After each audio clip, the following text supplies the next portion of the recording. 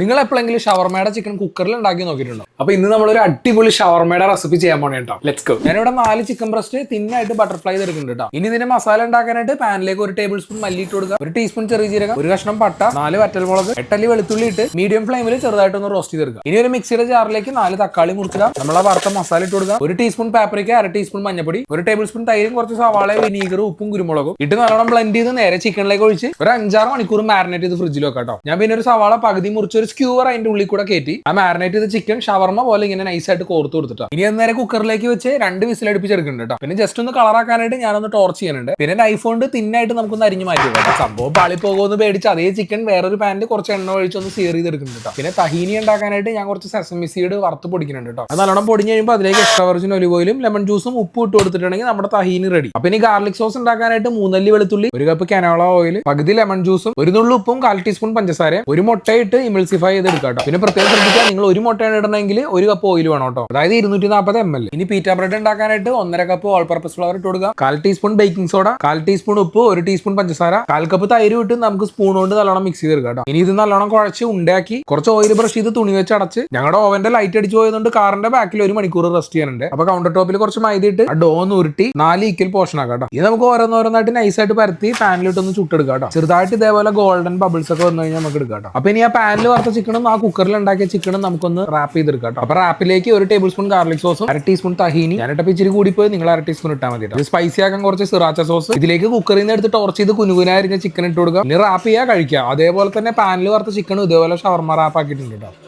അപ്പൊ നമുക്കിത് കഴിച്ചിട്ട് എങ്ങനെയുണ്ട് നോക്കാം. അത് ഈ റാപ്പിങ്ങിന് എടുത്തിട്ട് ഇങ്ങനെ കടിക്കണം. ഓ അടിപൊളി. ഇനി ആ കുക്കറിൽ ഉണ്ടാക്കിയ ഷവർമ ഒന്ന് കഴിച്ചു നോക്കാം എങ്ങനെയുണ്ട് നോക്കാം.